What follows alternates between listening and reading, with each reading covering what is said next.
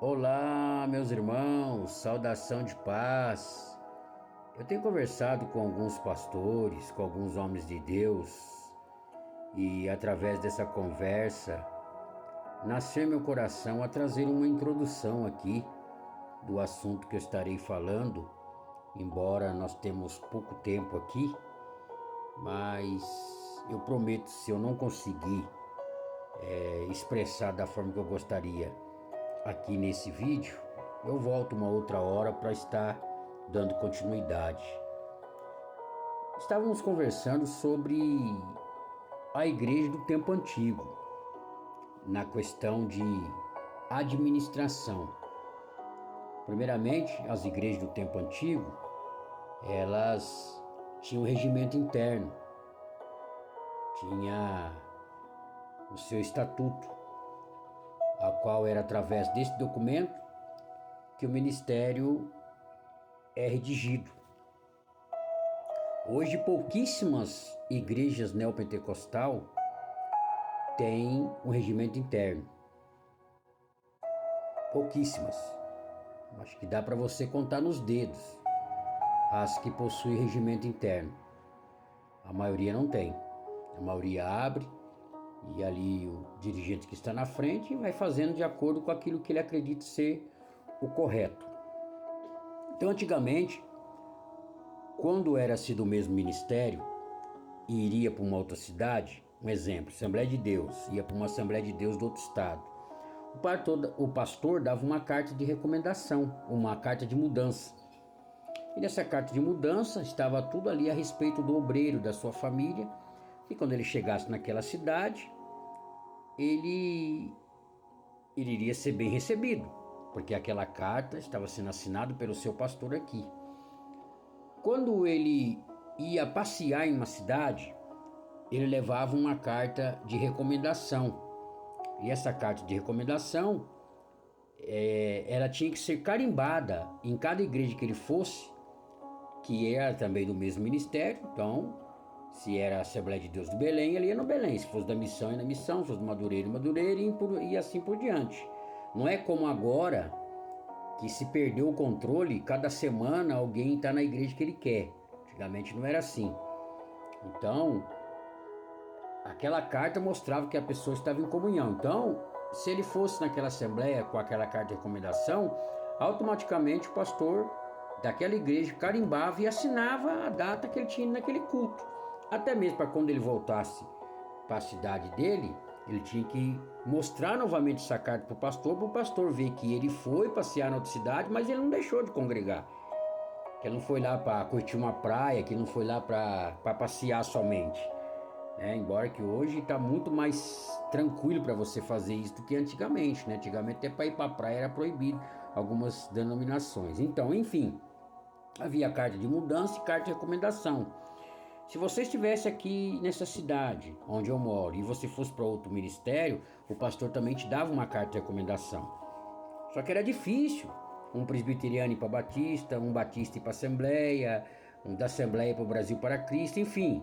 Geralmente as mudanças eram dentro da própria ramificação. Hoje, como eu disse anteriormente, hoje já virou carne de vaca, né? Que nós falamos. Hoje você vê o cara aqui, amanhã ele tá lá, daqui a pouco tá lá e você já se perdeu o controle.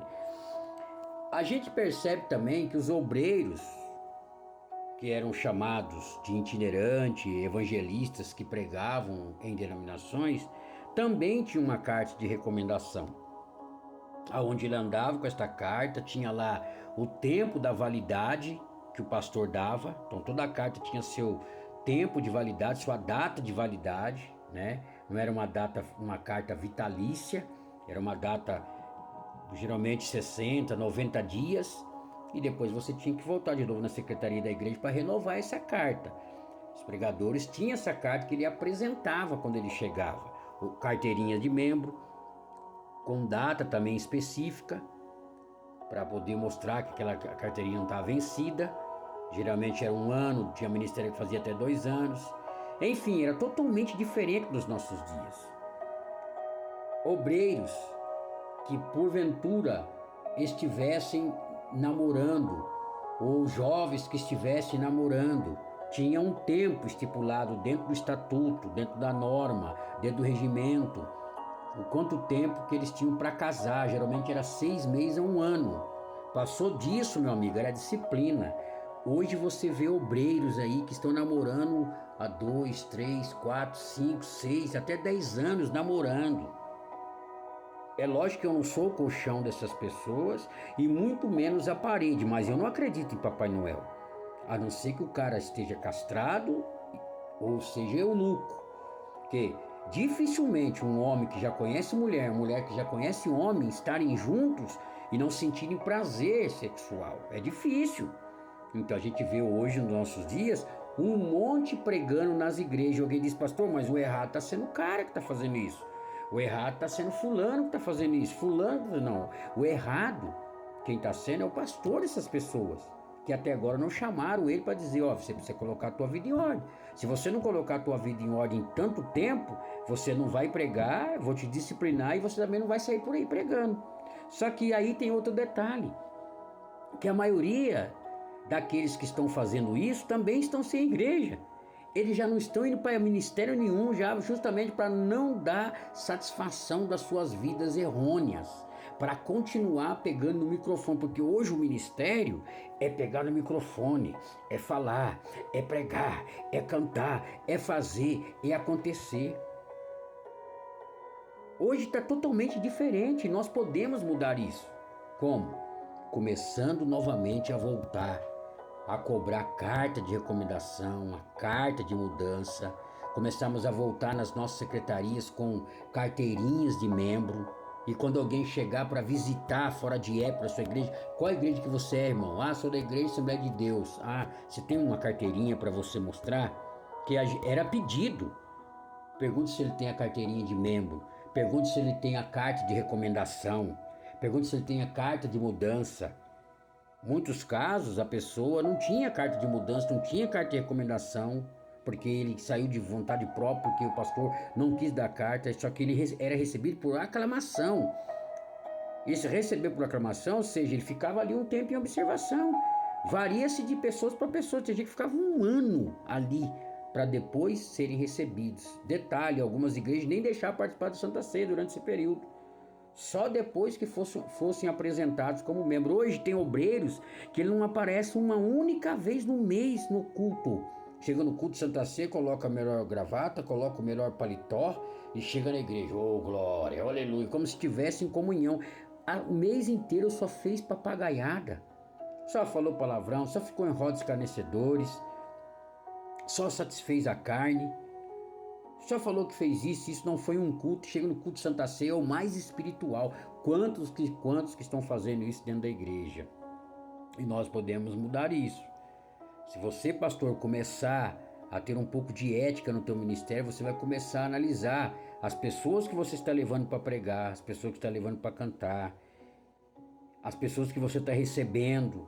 Começar a observar que às vezes antes de passar por aí já passou em 30 igrejas. Tem gente que tem a capacidade de mudar em 30 igrejas num ano, em 12 meses. Temos que mudar isso, porque esse tipo de comportamento está banalizando o evangelho, está trazendo escândalo, está trazendo mal-estar para a pregação do evangelho, onde as pessoas estão nos confundindo com esses tais, não estão sabendo peneirar, estão achando que nós também estamos sem caráter igual essas pessoas. E é preciso urgentemente voltar um pouquinho no tempo antigo, exigir um pouco mais, cobrar um pouco mais, pedir mais compromisso, mais responsabilidade das pessoas para que o evangelho possa ser anunciado de verdade. Fico com essa recomendação, fico com esse conselho, fico com esse pensamento, com essa reflexão aqui agora nesse momento, tá certo? Numa outra oportunidade eu volto para falar mais um pouquinho, tá certo?